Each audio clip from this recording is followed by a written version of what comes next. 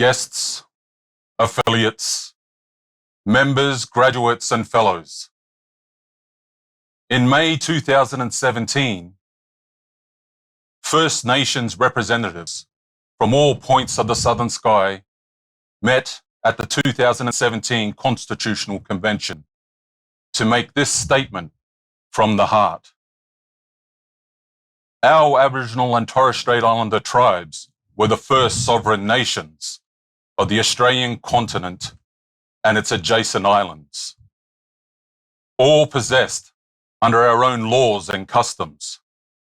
This our ancestors did according to the reckoning of our culture from the creation, according to the common law from time immemorial, and according to science more than 60,000 years ago. This sovereignty is a spiritual notion. The ancestral tie between land, or Mother Nature, and the Aboriginal and Torres Strait Islander peoples who were born therefrom remain attached thereto and must one day return thither to be united with our ancestors. This link is the basis of the ownership of the soil, or better, of sovereignty. It has never been ceded or extinguished and coexists with the sovereignty of the Crown. How could it be otherwise that peoples possess a land for 60 millennia and this sacred link disappears from world history in merely the last 200 years? With substantive constitutional change and structural reform, we believe this ancient sovereignty can shine through as a fuller expression of Australia's nationhood. Proportionally, we are the most incarcerated people on the planet. We are not innately a criminal people. Our children are aliened from their families at an unprecedented rate. This cannot be because we have no love for them, and our youth languish in detention in obscene numbers. They should be our hope for the future. These dimensions of our crisis tell plainly of the structural nature of our problem. This is the torment of our powerlessness. We seek constitutional reforms to empower our people and take a rightful place in our own country. When we have power over our own destiny, our children will flourish. They will walk in two worlds. Their culture will be a gift to their country. We call for the establishment of a First Nations voice enshrined in this Constitution. Makarrata is the culmination of our agenda, the coming together after a struggle. It captures our aspirations for a fair, truthful relationship with the people of Australia and a better future for our children based on justice and self-determination. In 1967, we were counted. In 2017, we seek to be heard. We leave base camp and start our trek across this country. We invite you to walk with us in a movement of the Australian people for a better future. Good afternoon and welcome to the Australian Institute of Company Directors virtual event on why the Uluru Statement is an issue of national governance. I start by acknowledging that I stand here today on Eora land, on the lands of the proud Gadigal people of the Eora Nation. We pay respects to their laws, their culture, and their tradition. And we acknowledge the lands that all participants are standing on. My name is Justin Agale. I am the sector lead for First Nations for the Australian Institute of Company Directors, and it is my pleasure to be your host today. I opened our session by reading the statement from the heart, which calls for structural reforms to reshape the relationship between First Nations people and the broader Australian community. to strengthen the relationships between the old Australians and the new Australians. This event has had an overwhelming response with over 5,000 registrations, a sign that this is a matter of interest to our members. Before I introduce our panelists, I'd like to make a few comments about how today's session will run. While the event is primarily to discuss truth, treaty, and truth-telling, we recognize that we are having this discussion during a referendum campaign that is contentious. We will discuss some of these issues today and the arguments for and against. Later this year, every Australian will have the opportunity to vote yes or no. We believe our role at the AICD is to educate our members and provide information on what this referendum is about, and to promote respectful discussion. John, if I can come to you first, the AICD has adopted a position to support the statement from the heart. Can you walk us through why the AICD board has decided to support the statement and why you think it's an issue of national governance? Yeah, thanks, Justin. Very happy to do so. And first, just welcome to all our members online, and thank you so much for your interest. I think two parts to your question. Let me deal with the second part first. Why is it a national governance issue? Well, it seeks constitutional reform, so it's entirely appropriate that it goes constitutional reform of our foundational document, the Constitution, that is the foundation of the governance of the nation. So it's easy to argue the case it's a governance issue. I think for me then, why does the board support the Uluru Statement and how did we get there? As you know, I did a lot of reading on this subject last year, and I started by trying to understand why Australia doesn't have a treaty. Unlike the other major former British colonies, the United States, Canada and New Zealand all have treaties. They all have recognition of their First Nations people in the Constitution. So why is it that the English never sought a treaty here, or certainly never achieved a treaty here in Australia? And that actually led me to sort of question, at one level, the legitimacy of the settlement of Australia, of which I'm a member. What is the basis in law of that settlement? That took me, as an old lawyer, took me back to Mabo, and I did read all of the judgments in the Mabo case, and particularly the lead judgment from Sir Gerard Brennan. As you all know, the Mabo case is noted because it overturned the doctrine of terra nullius. But the High Court then held, though, that, and therefore acknowledged native title. But the High Court held that past acts of the sovereign that were inconsistent with native title effectively extinguished it. But the really important point to understand with the High Court decision is it was making that decision as a municipal court of Australia. It wasn't commenting on the international, particularly contemporary international law. However, in the judgment, Brennan cited submissions to the International Court of Justice made by counsel in what's known as the West Sahara case back in the 1970s. And that was probably the bit that really caught my eye, because, you know, those of you who've read the statement, and you'll have just heard Justin read it, there's this section in the third paragraph, which is the most unusual language, return thither. Now, it's not an expression you see very often, but in fact, those words which appear in italics in the Uluru Statement come directly from the submissions made to the International Court of Justice in the West Sahara case, which were accepted by that court in overturning the doctrine of terra nullius as a concept of international law, and which were then relied upon by Brennan in his judgment in the High Court. So, okay, as a municipal court, the court's not commenting on what the Crown's done in the past. But how do we judge what's been done in the past by reference to contemporary standards of international law? But then I read on in the Uluru Statement, and the very next sentence is really important. Traditional sovereignty has never been ceded or extinguished and coexists. But then they go on to say coexists with the sovereignty of the Crown. And it just struck me how generous that was on the part of the Indigenous leaders who authored the Uluru Statement.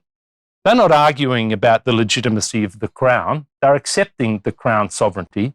They're simply seeking recognition that traditional sovereignty exists as well. And if you read the statement, it's all about us coming together for a fuller expression of who we are as a nation. So it is a statement from the heart. It's a statement and an invitation there in the last paragraph, last sentence, to walk with us in a movement of the Australian people for a better future. It's made with remarkable spirit of generosity. We think as a board it should be responded to in similar kind. Thanks, John. Dean, if I can go to you, you're a director of From the Heart, a member of the government's referendum working group, and we're a participant at the Uluru Dialogues. Can you walk us through the process that led to the statement from the heart and what voice, treaty, and truth means? Thanks a lot, Justin, and thanks a lot, John, for the introductory comments. I think it's really important to remind ourselves that the Uluru Statement from the Heart was not actually a new statement. It's something that's been talked about for many, many years. We're talking decades here. And the question has been, for the Australian nation, how do we, as John said, recognise Aboriginal and Torres Strait Islander peoples very simply as the first peoples of this country?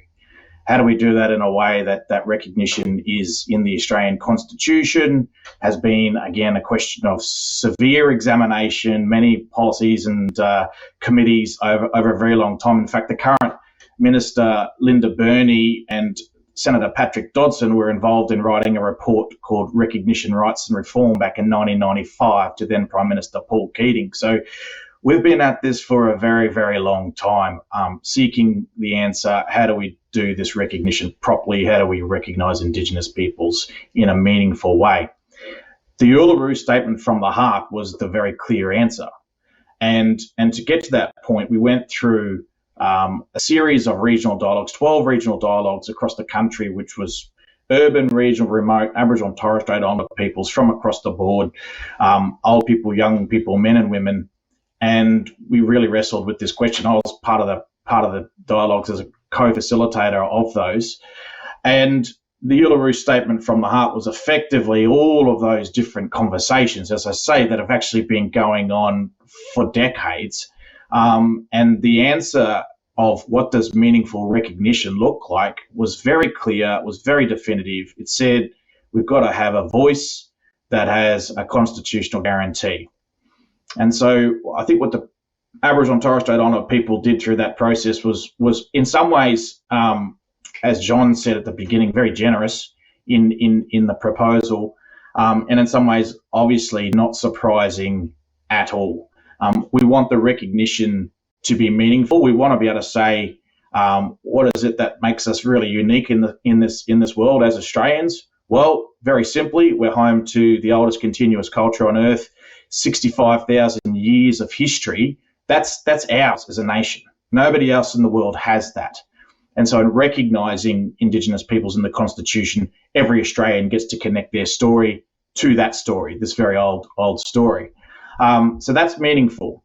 But what Aboriginal and Torres Strait Islander people also said is the reality is for far too many of our communities and families, we can't just do symbolism. We can't just do a set of words we can sort of plug into the Constitution, do the recognition piece and tick the box and say that's done. There are far too many pressing issues facing our communities, which means the recognition also had to have a practical element to it. It had to have a real direct impact on the lives of our families and communities. And when I was involved in the dialogues, people most often through that referred to their young people and referred to the opportunities and the futures that were facing their young people and said, like every single society on Earth, we've got to make sure that we leave the situation for the next generation better than what we had. And I think for many Aboriginal and Torres Strait Islander peoples, there is concern that on things like closing the gap, on things like health and education and employment and so forth, that might be a real challenge for us to do. So in determining what the most meaningful form of recognition was, people said we've got to have a voice, and it's a very simple concept. We're talking about a representative body made up of Aboriginal and Torres Strait Islander peoples that would give advice to Parliament and government about the laws and policies that have a real particular impact on our communities. And you only need to see the Closing the Gap report every year to effectively give us a decades-long list of issues that have a real impact on our communities, for the voice to be, getting stuck into and advising governments and parliaments in future as to the best way, because we know the evidence shows, all the reports show that when you involve Indigenous peoples in the decisions about us, when we actually have a real involvement in that and give our advice, we just get better laws, we get better outcomes, we get better value for taxpayer spend. So it was no surprise that the voice came out as the preferred form of recognition. So that's the first of the three reforms. And then obviously treaty and truth telling. Now these really came out of the dialogues themselves. Treaty was discussed more broadly. It's a long-held ambition, as John said, of bringing together, as many other countries have done, kind of, if you like, mutual recognition of the sovereignty of Aboriginal and Torres Strait Islander peoples and the sovereignty of the British Crown, and coming to agreement about how that should coexist well. And then obviously the third part, truth telling, was completely organic out of the dialogues. A very strong sense that as a nation, we need to have a much more open and honest conversation about our history so that we can work out how we want to be as a nation going forward. And it's not about evoking guilt and shame as such. And I know that some people are concerned about that. It is about having very real conversations. And we saw that with the apology, the kind of impact that had on, I think, not just Aboriginal and Torres Strait Islander peoples, but the broader community, in terms of what it means to tell that truth fully. So communities are already starting to do this in some ways. They're learning more about their histories. But that truth telling is obviously something that was offered in a sense of generosity for all Australians to be part of. So that's how the Uluru Statement came about, and that's a little bit about the three key parts to it. Thanks, Dean. I mean, I think it's important to remember how the statement was developed, considering that we're now in the middle of a contentious referendum campaign.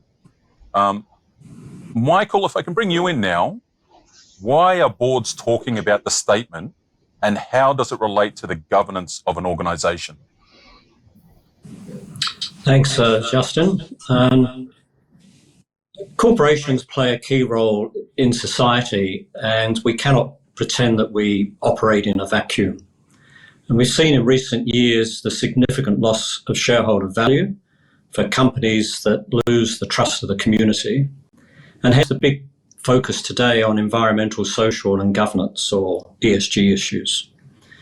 At the same time, and this was recently covered in an AICD mail-out, studies such as the Edelman Trust Barometer, which is a highly respected global survey that's been going for many years, are showing that there is an increasing expectation from the public that companies should engage on social issues and have a view.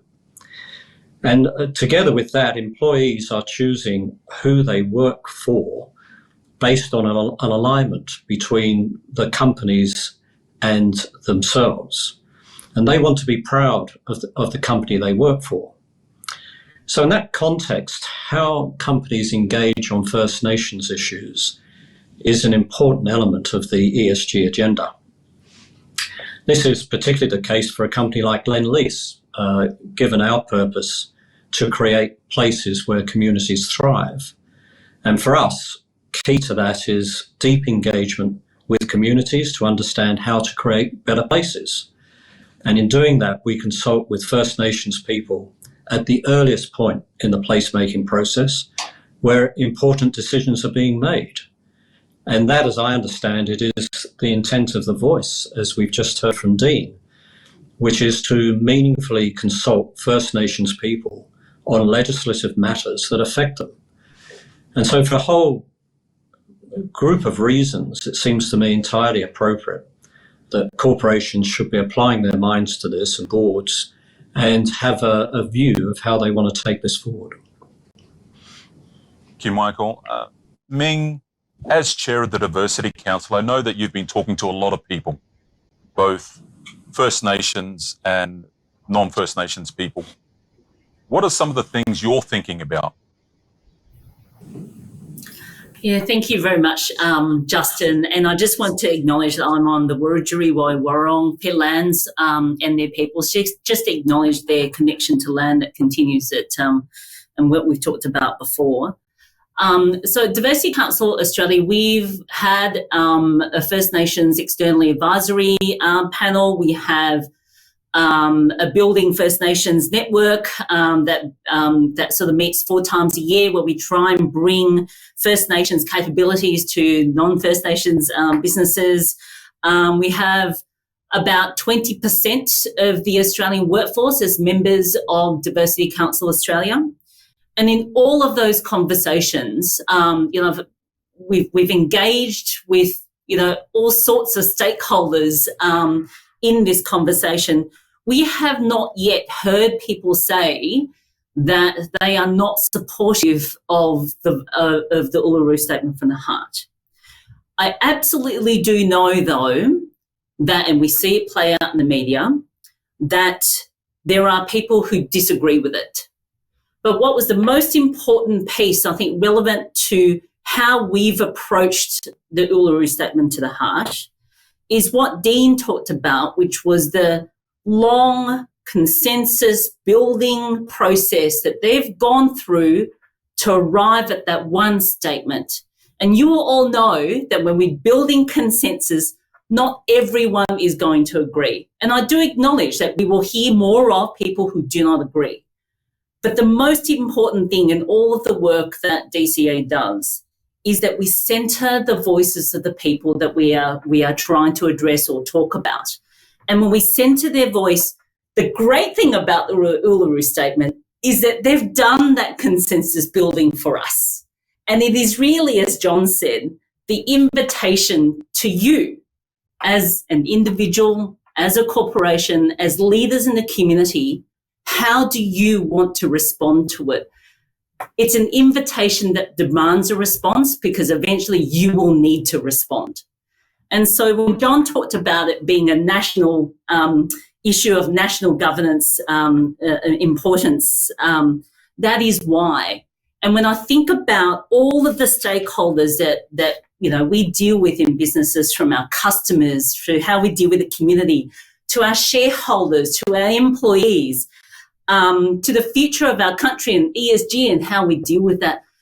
How we deal with Uluru and our approach to it today will set the principles for how we deal with many of the injustices we've seen in the past, how we deal with that into the future. So what I would say to you, to help, I think, you as directors think about how you want to approach this issue, what I would say is that in centering the voice of the First Nations people, they've given you their response. They've told you what they want. I think as leaders in this country, we now have an opportunity to ensure that, the injustices of the past are dealt with under our watch, that we leave a legacy for future generations that establishes principles of dealing with injustices in the past so that we can move forward together. Thank you, Ming. I'd like to now turn to the referendum. And we're seeing in this campaign for the voice that there are a lot of questions largely based around the mechanics. Will there be veto powers, the lack of detail in what the voice would look like? John and Dean, what are your reflections on these arguments? Yeah, thanks, Justin. Let me jump in and if that's okay, Dean. Look, first of all, just to make it very clear, the AICD's role here and what our aspiration is to have an informed conversation amongst members and to stimulate and encourage an informed conversation amongst Australians. We won't be telling people how to vote in the referendum. Stepping back from that, though, can we talk about what makes for good decisions? It's when you're informed and when you listen well to others. That's why we want this process. In terms of the detail that's being talked about at the moment, the short answer is the detail's not out there yet. The decision here needs to be made when we have the referendum vote, which will be in the second half of the year. I'm anticipating before then there will be a parliamentary committees testing the detail of what is put forward that is coming out of the working groups that Deans might be associated with. I've got a lot of sympathy for the observations that Julian Lesser makes, that it will be important for the Parliament to test the detail. I've read the opinion pieces of former High Court Justice and take some comfort from them. But I will want to see that, I think Julian's right, want to see those views tested by the Parliament, and we'll want to see what the Solicitor General's advice is to the Parliament. And that's all ahead of us. So I think it's really dangerous to get too excited too early on here. This is really important. What are you actually saying yes or no to? Let's be very clear on that. It'll be very simple. You'll be saying, should we recognise Indigenous people as the first peoples of this country through a voice? That's it. You won't be asked to vote on a particular model of the voice. You won't be given option A, B, C or D to say which one's the best. You won't be given a long list of detail to say, do you approve that detail and should that go into the Constitution? That won't be part of the question. And in fact, the detail of what every Australian will be voting on comes down to, at the moment, 4 sentences. A 4-sentence constitutional provision to be inserted into the Constitution if it is a successful yes vote.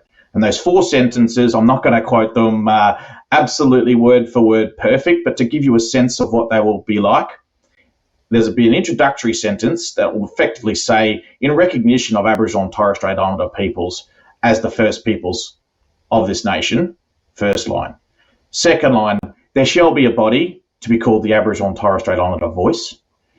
Second sentence. The third sentence will be something along the lines of the voice may make representations to the Parliament and executive government on matters relating to Aboriginal and Torres Strait Islander peoples. So articulates that advisory function. And then the last paragraph says that it is up to the Parliament to decide the details and structures and functions and composition of the voice, which is its job, which is to legislate and to enact the voice following the referendum. So we've got to be very clear that that is what we'll be voting on. Should we recognise Indigenous peoples through a voice? And then after the referendum, it will be, rightfully, the role of the Parliament to debate and determine the detailed legislation that will actually bring the voice to life. And this is really important because you've got to be careful about what goes in the Constitution because it's there forever, effectively. And that's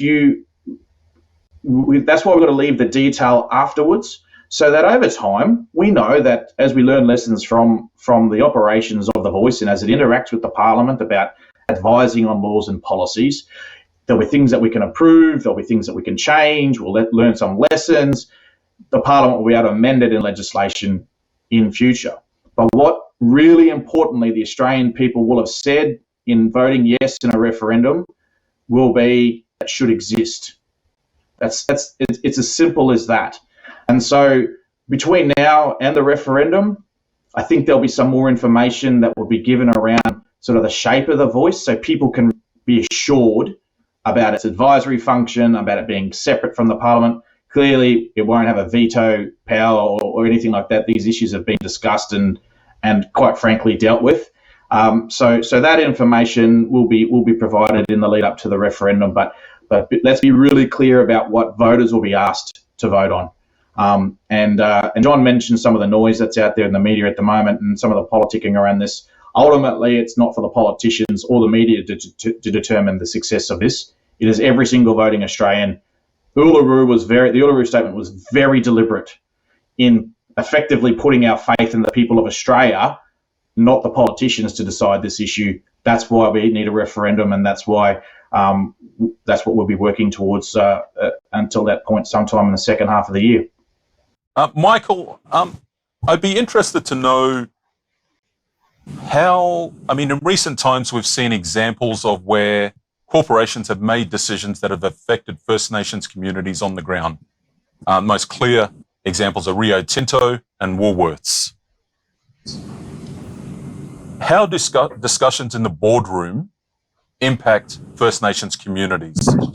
And how does a discussion about the statement support better decision-making in these instances? Thanks, Justin. Well, first up, we need to draw a distinction between Rio and Woolworths as examples. Rio destroyed the Juukan Gorge rock shelters and has apologised deeply for the destruction of a site of such exceptional cultural significance.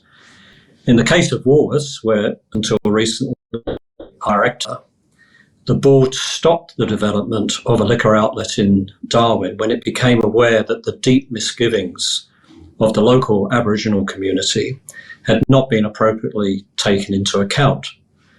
The board then commissioned an independent external inquiry into the process that had been followed and undertook to make that report public.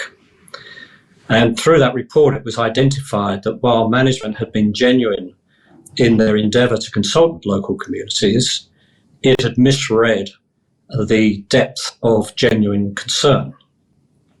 So as a result, the board and management decided to permanently shelve that development, and also steps were taken to develop more effective processes to consult with First Nations peoples going forward. So I think that reinforces that how two things really. One is how critical meaningful consultation with First Nations peoples is. And as we've heard already, that is sort of the fundamental tenet of what is behind the statement from the heart, which is around deep, meaningful consultation on issues that affect First Nations people. And secondly, from a corporate governance perspective, that the tone is set from the top, that at the end of the day, it's for boards to demonstrate what the values of the organisation are, what the purpose of the organisation is, and to make sure that they're across how that engagement is happening. And as I've illustrated, that was very much what happened in the Woolworths example, with Gordon Cairns as the chair leading that. And I think we are in very similar territory here, which is incumbent upon boards to understand what are the drivers behind the Uluru Statement and what's being proposed, and then to be in a position to make sure that they reach a clear view of how their company and is going to react to that, and what communication it has with its people and its customers and its other stakeholders. Thanks, Michael. Ming, same question to you. How do board discussions impact First Nations communities, and how does a discussion about the statement better support decision-making in these instances? Yeah, thanks for that. I mean, I just want to echo what Michael said. It is a reflection on the culture of an organisation, what's important. Are we pursuing profit at all costs, and we don't care about the cost to stakeholders, communities, individuals, employees? Are we really trying to think about what's in the best interest of all of our stakeholders and what's going to deliver enduring return for our shareholders in the end, but also for employees, communities, etc. If I think about Rio, Woolworths, etc., what it is very apparent that there will be mistakes made by companies. Absolutely, there is not a single company in this country, because we're all made of human beings, that's going to be perfect. But we have reconciliation in front of us, and I want us to dare to be more than we are today, and have that humility to recognise where we do make mistakes. We will fix it, we will remediate, and we will ensure that we have processes that that don't allow things like that to happen again. From a corporation perspective, I think about the culture we want as a country and how we deal with, as I said before, injustices we've seen in the past, and the humility that we need to have to acknowledge those injustices. This is the foundation of the culture in Australia. that we all live in, grew in, all of our workers live with the foundation of that culture. And that culture is so important to establish the principles of how we as organisations want to work on an ongoing basis. The other thing around Uluru that's very important, and this comes from Diversity Council's work around racism at work, is that in that piece of research, what we know is that the root of racism in this country starts with the treatment of First Nations and how they've been addressed over generations of time. So if we actually want to address some of the really hard root causes of problems that we see in our country, we have to think about how we deal with the least and the least powerful in some respects in our country. So I think about the opportunity that Uluru presents to us to really move forward our country into a better conversation with First Nations and working together. I really just don't want to miss that opportunity for our companies, stakeholders, employees, but also for First Nations peoples. How do you think boards can make the voice and the statement real for their organisations? If I can throw to Ming and Michael on this. I'm happy to go first. What I would encourage people to do is to get involved. And like I said, you have to have a level of confidence that it rests on broad and long consultation with First Nations people, and having confidence in that actually gives you the permission to support it as well. What I'd love people to be able to do is to ensure that they come out and obviously love them to come out and support Voice of Parliament. The Yes campaign does actually have a launch next week, so DCA will be at that launch. And what we've always sought to do in all of our research is we want to centre the voices of First Nations people and in terms of how they would like us to support them and be an ally to stand beside them in this walk forward. So we are going to do that. And then also to ensure that we have opportunities, as Michael said before, the Edelman survey made it very clear that people trust organisations to be able to give them factual information without ideology, that we have an opportunity to educate our people in terms of what is factual. And that is, I think, an important obligation that we have as leaders in our organisation. And then the last piece I think that's important for directors to understand and then think about how you're going to address it. So I said before, we know that through our research at Racism at Work that the genesis of racism starts with how we treat First Nations people. And what I am absolutely expecting this year is that there will be a rise in racism in our community, potentially in our organisations. And I'd love for directors to think about how you protect your people and keep them safe when this discussion is going on, because inevitably, the edges of the conversation, you will have extremes that will really stray into racist thinking and thoughts and communication. Just think about how you want to how you want to keep your people safe. Michael. Thank you. Just building on some of the comments Ming made there. Just back to the Edelman survey, what was very interesting in the most recent survey was that the most trusted organisation is one's employer.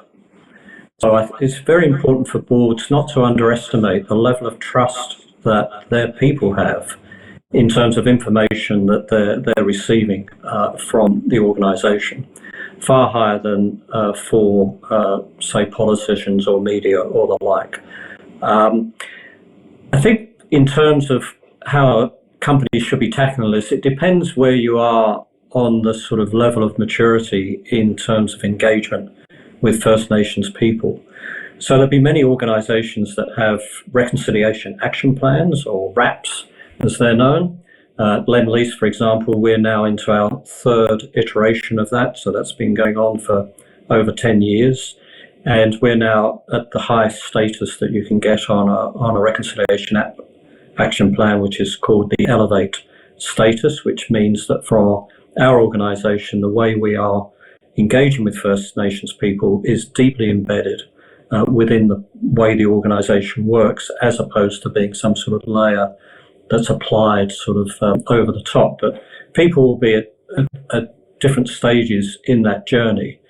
And I think to the extent that you do have reconciliation action plans, for me, that is a very natural point where you will have in place the processes to engage with your people, and this is people generally across the organisation, and in a sense make sure that they're getting the right information in order to make a informed decision, as John was saying earlier, an informed decision on the merits of the case that's being put. What's the context? What are we trying to achieve? And then is this the right way forward? And I think that to me is a really important thing, which is informed decisions. As Ming says, there will be differences of view, and that's important. Diversity of thought is critical to making good decisions. But it's got to be done in a respectful way. It's got to be done in an informed way. And I think companies can play a big role, given the level of trust that employees have of their companies that they work for, in assisting the employees to understand what are the pros and cons of this particular matter. Thanks, Michael. If we look at our national and federal governance systems at the moment, we have a record number of First Nations members of Parliament. How will a voice sit beside those First Nations parliamentarians who already speak for community? I think I'll jump in first. Dean might want to come in after. You go, John. You know, I think you've just got to understand the roles. People elected to Parliament have responsibilities to their electorate and discharge that, and they discharge that largely in a party political environment.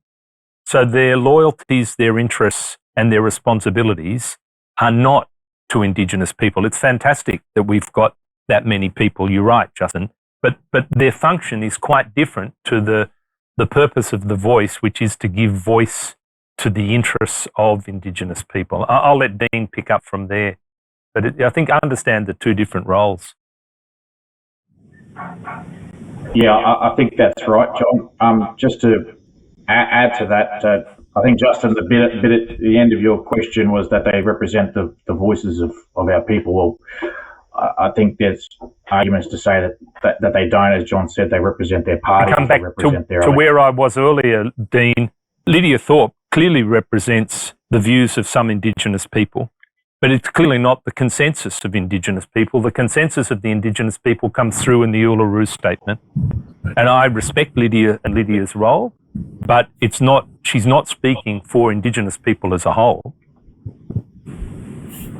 Yeah, and I just finally add also that the voice is about taking politics out of this, and as John said, we respect greatly, deeply the task that Indigenous people take in politics, absolutely. But the voice is about narrowing the focus and paring back all other responsibilities and accountabilities that representatives might have, to have them focused solely on the communities that are on the ground. No more sort of split allegiances on this. Let's just make sure that their accountabilities are to the families and the communities on the ground, where we all want to see change happen much faster than what we're seeing right now. Thanks, Dean. Michael, should organisations be leaning into this discussion with their staff, customers and suppliers and other stakeholders, or should they leave the debate in the public arena? I think as we've just heard, corporations play a vital role in society, and as I said right at the beginning, we can't kid ourselves that we live in a vacuum, and this is something we have to leave to others. As I've just mentioned, employees, the highest level of trust they have with any source of information is actually with their employees, with their employers. And so those two things to me come together and almost create an obligation that corporations should be looking at how informed their people are on this matter, and encouraging people to have the debate and educate themselves on this and come to an informed view. And at the same time, in doing that, corporations also need to realise that this is a matter of fundamental importance to so many of their employees, to their customer base, to any number of other stakeholders. And so I think it's also legitimate for boards to consider whether they will have a view as a company on this as well. I think that's entirely appropriate, and to a large degree that will depend on the importance of this matter to the purpose of a particular organisation. As I've said, from Lend-Lease's perspective, we're dealing essentially with creating places on the land.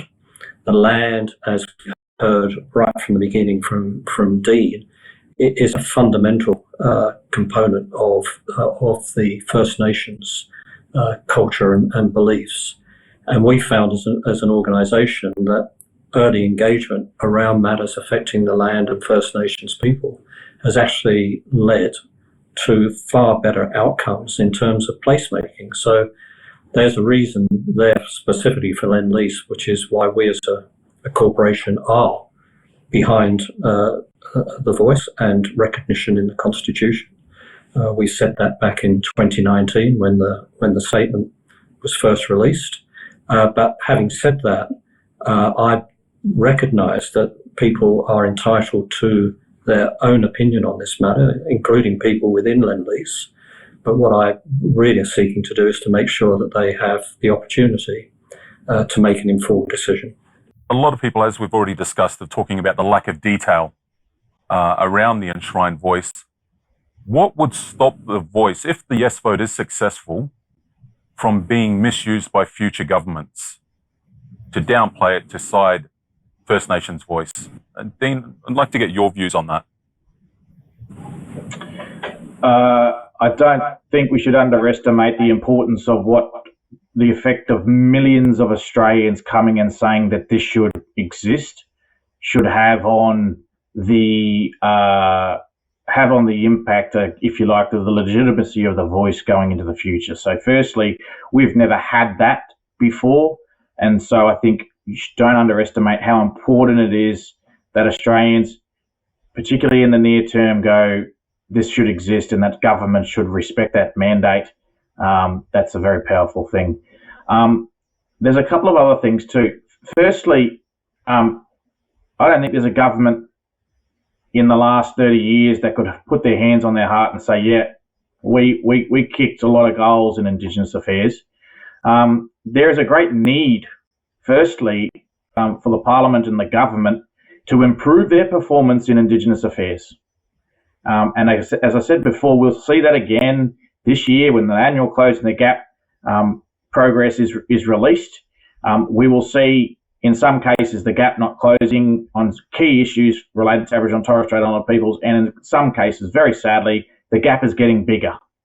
So I think governments, rather than seeing this as something that should be feared, that is something that should be, resisted, should be seeing this as an aid, should be seeing this as actually, why don't we share some risk in coming up with the solutions for Indigenous affairs with Aboriginal and Torres Strait Islander peoples, rather than assume it all of ourselves. So I think there's a real benefit here for governments to look at this and go, let's deal Aboriginal and Torres Strait Islander peoples into some of these decisions through that advisory function, so that we can actually really start to get the progress. Because it doesn't matter whether you support the voice, it doesn't matter whether you oppose the voice. Everybody agrees that the status quo is insufficient for too many Aboriginal and Torres Strait Islander peoples. We've got to do something different. The starting point is giving voice to our people. And I think in future, governments will see the voice absolutely as an asset in trying to achieve the things that they set out to do every year in things like closing the gap. So following on from that, Michael, do you think that boards should be actively seeking to educate themselves on these issues?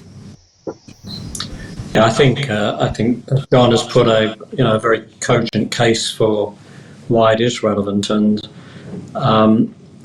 at the end of the day, the plight of First Nations people is a matter of national significance. And to me, I find it shocking that 10 years after the apology in Parliament, as Dean has outlined, no progress has been made in closing the dreadful gap between the conditions of First Nations people and the rest of Australia. And so the question we have to ask is whether the voice will be a step in the right direction to address this injustice. I mean, clearly there's no silver bullet, but what we do have to reflect on is that what we've been doing so far hasn't worked. And will something like the voice start moving us in the right direction? And certainly from the experience of Lend-Lease in everything where First Nations engagement we have, we find that early and deep engagement leads to far better outcomes all round. So from my point of view, on matters as significant as this, it's entirely appropriate and I think incumbent upon directors to ensure that they do inform themselves on these matters. They come to a view of how this should be taken forward within their organisation, and then they should prosecute that with their employees and with their stakeholders. Yes, ma'am.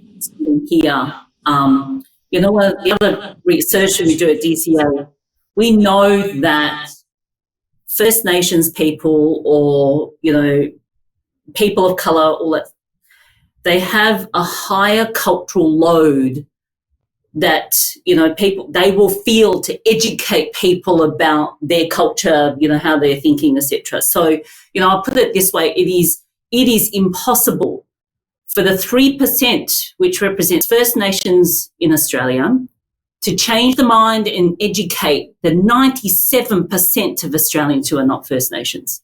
That is impossible. So I would say to people, we cannot leave the load of educating the 97% just on First Nations people. So that is our responsibility to educate ourselves. And whilst we're on that journey, I absolutely acknowledge we will make mistakes, but we have the humility to say, hey, I don't know everything, I'm continuing to learn. The other piece I just wanted to add to John's comment around, the benefit of having the voice. We will be able to hear and listen to First Nations perspectives, yes, on First Nations issue, but what I am really wanting to make sure that we are also harnessing is that we're not just having that voice address First Nations people's issues and for those problems to be addressed. I would love for us, the 97%, to benefit from the voice of the 3% and to harness their knowledge, culture, capability for 97% of Australians and for the 97% of Australians who benefit from it, from that mindset, from that deep engagement with land and culture, that stewardship. I look at that deep connection and sometimes I wish I had more of that and I want to learn more of that from them. I think for the rest of us and certainly for the business community to have that level of stewardship in our sort of governance of boards, I think would be a huge benefit to us. So, Ming, some concerns that are being raised by people, and you're talking about learning more, is that by enshrining a voice within the Constitution, you're actually dividing the country, and that coming together as a unified Australia and as one group will take longer. What are your thoughts on that? Yeah, I think the voice actually pulls us together. That's the whole point about the voice, right at the beginning, is that hand out to you. Say, hold my hand, let's walk together. We've been walking apart for 200 plus years. This is time we walk together. There's a lot of discussion in the media around, having a voice for migrants and things like that. I do think that is a complete distraction, because actually migrants are already covered in the Constitution. This is the moment we're actually trying to pull us together so we can walk together. And like I said, at the moment, it feels like it's the First Nations people to give voice to things that matter to them. I am really looking forward to the 3% that can help educate the best, 97%, and the 97% actually benefiting, which means to me will be a more reconciled Australia. So, given the time, I'd like to ask one final question of each panellist. What advice would you provide to directors who are considering the statement, if the statement is relevant to their organisation, and any discussions they are seeking to have at a board level? And should they focus only on the yes side of it, or should they also look at the no side?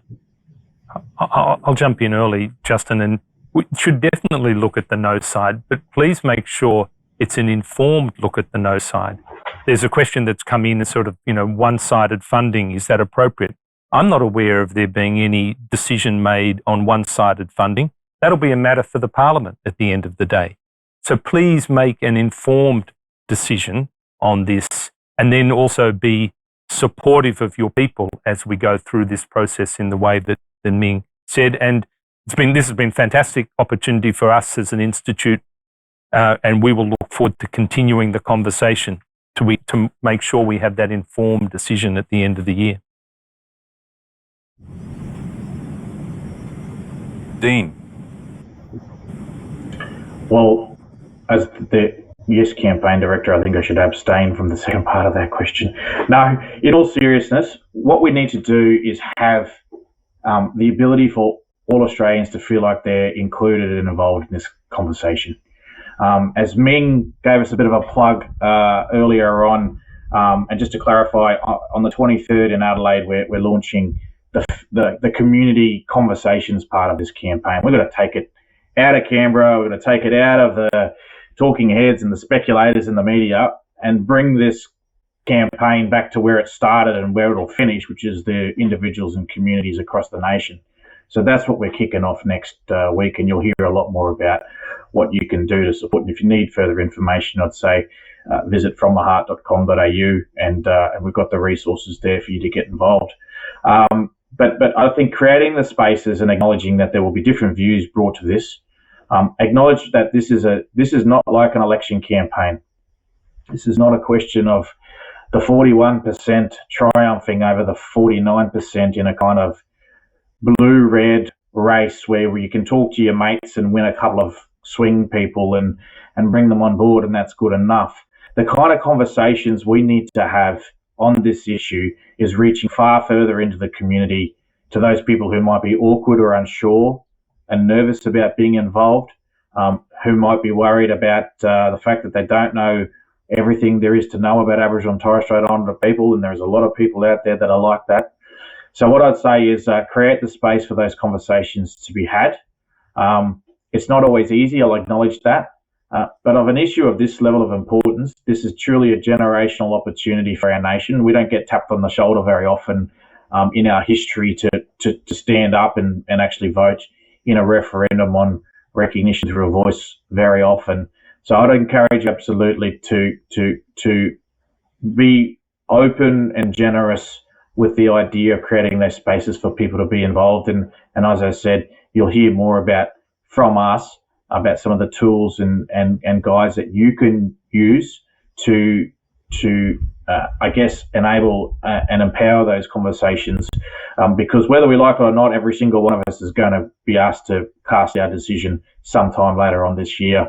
And I think it's best that we get people involved and make them feel welcome as soon as we possibly can. Ming, can I get your views? I would love for people to come out and support Uluru. I think this is the opportunity for all of us. I mean, I find it astounding. I'm having an opportunity to cast a vote that dictates what happens to, I'm not First Nations people, but it's going to impact them for generations to come. This is an opportunity for us to heal the wound at the heart of our nation for generations to come. That's the legacy we leave behind. So I just invite you, regardless of how much you know, to be involved with the conversation. It is not racist to be involved. I understand there may be fear from that perspective, but just take that step. Because in the end, as leaders in this nation, you know, AICD is the peak director organisation in this country. We have the ability to step in the arena and to make a difference. We can make mistakes, but we are humble enough to admit what they are, and we fix that. But not stepping in at all would just leave our nation with that gaping wound for the next generation to fix. So I just invite you to be part of the conversation that's there.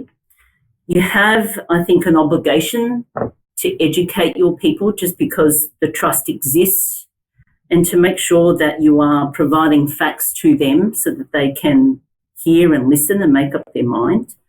Diversity Council will come out after we've gone to Adelaide and come up with more resources for all employers about how to address this and how to ensure that you're also still listening to people who want to vote no. That's fine. But we'll come up with more resources to help employers address this issue, you know, after we've been to Adelaide. So you can keep a lookout for more of that. But I have to say, there's already a lot out there. So there's not much you have to do. You just have to jump on Google and just Google Voice to Parliament or Uluru Statement. There's actually a ton of information out there today. Thank you, Ming. And Michael, what advice do you give directors? Thanks, Justin. So first up, I'd ask people to cast their minds back to 1967 and just see the level of interest there was in the referendum at that point of time. And I think this time round, it will be exactly the same. I think that in terms of level of interest, I think that reflects a great unease generally across the country in the completely unacceptable conditions that First Nations people endure in one of the most wealthy civilizations in Australia, in the world. And I think we heard, you know, very well from Dean around the various steps that are going to be taken. And I think what to me comes from that is this is something that legitimately corporations have the right to say that they should have a view, they should be informed. And so what I would be doing from a board perspective is inform yourselves around the board table, see how matters align with the purpose of the company and your reputation with shareholders. And how does all of this impact on your strategic and business objectives? From there, develop the organisation's position, communicate it to your people, because I can assure you your people will have an expectation that you will have a view on this. Recognise that there will be differing views, as Ming and others have said, and Dean have said, make sure you create a safe environment for those respectful discussions to be had. And above all, encourage your people to get involved, understand the issues, make an informed decision, and vote. Thank you, Michael. I'd like to thank everyone for taking the time to join us today. Unfortunately, we've reached our time limit. As I said up front, the AICD will continue to engage with our members on this matter and on the statement and the voice. We have kept copies. We are reviewing all questions and comments that have been made. And we encourage you to have the discussion within your organisations, have the discussion with your staff, and to see how it impacts First Nations people on the ground. On the screen are some resources that you might find helpful. We'd like to thank all of our panelists for their time today and like to thank you for attending. We hope you have a good afternoon. Thank you.